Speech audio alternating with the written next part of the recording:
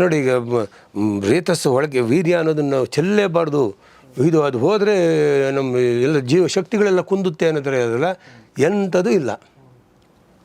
ಈ ಯೌವನ ಇರುವಾಗ ಪ್ರತಿಯೊಬ್ಬರು ವೀರ್ಯನಾಶ ಮಾಡ್ಕೊಂಡಿರೋರೇ ಇರ್ತಾರೆ ಒಂದಲ್ಲ ಒಂದು ಕಾರಣಕ್ಕೆ. ನಾನು ಡಾಕ್ಟ್ರನ್ನ ಒಂದು ಸಲ ಕೇಳಿದೆ, ನಮ್ಮ ಫ್ಯಾಮಿಲಿ ಡಾಕ್ಟ್ರನ್ನೊಬ್ಬರನ್ನ, ಸರ್ ಈ ಥರ ತಪ್ಪಾ ಅದು ಅಂತ. ಮದುವೆ ಆದಮೇಲೂ ಕೇಳಿದೆ, ಸರ್ ಒಂಥರ ದಿನ ನಾವು ಸೇರ್ತಾ ಇದ್ದೀವಿ, ಅದು ಓಕೆನಾ? ಆ ಥರ ಒಂಥರ ಲೆಕ್ಕನೇ ಇಲ್ದಂಗೆ ಆಗ್ಬಿಡ್ತಾ, ಎಷ್ಟೋ ವರ್ಷಗಳಾದರೂ ಹಂಗೆ ಇದೆಯಲ್ಲ ಅದು. ಮಧ್ಯಾಹ್ನ ನಮ್ಮ ಫ್ರೆಂಡ್ ಎಲ್ಲ ಹೇಳಿದ್ರೆ ಗ್ಯಾಪ್ ಕೊಡಬೇಕು ನಮ್ಮ ಮಧ್ಯಾಹ್ನ ಅಂತಾರೆ.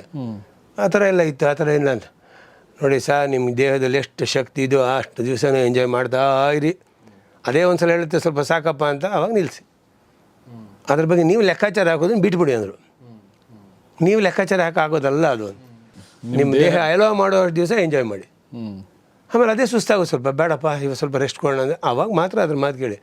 ಇವ್ರ ಮಾತು ಕೇಳಬೇಡಿ, ಅದು ನಿಮ್ಮ ಕೆಪಾಸಿಟಿ, ನಿಮ್ಮ ಇಷ್ಟ ಅದು ಅಂತ. This is the fact. ಒಂದಿಷ್ಟು ವೀಡಿಯೋಗಳು ಬರ್ತವೆ ಯೂಟ್ಯೂಬಲ್ಲಿ, ವೀರ್ಯನಾಶ, ಮೃತ್ಯು, ಅದು ಇದು ಏನೇನೋ ಬರ್ತವೆ.